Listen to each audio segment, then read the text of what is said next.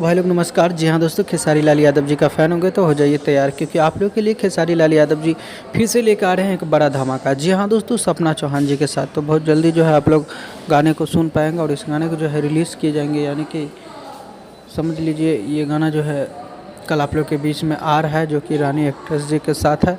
और इसके बाद जो गाना रिलीज होगा सपना चौहान जी के साथ है। काफ़ी बड़ी बेहतरीन गाना है।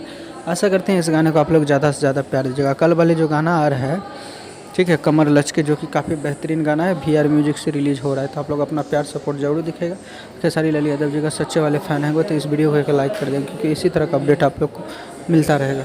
तो सोचा आप लोग को क्यों नहीं अपडेट के माध्यम से बता दें कि खेसारी लाल यादव जी का एक और बेहतरीन सॉन्ग आप लोग के बीच में आने वाला है। तो गाइस, आज का अपडेट में बस इतना ही था। मिलेंगे फिर से नेक्स्ट अपडेट के साथ। तब तक के लिए अपना ख्याल रखिएगा और देखते रहिएगा भोजपुरी चिप यूट्यूब चैनल। धन्यवाद दोस्तों।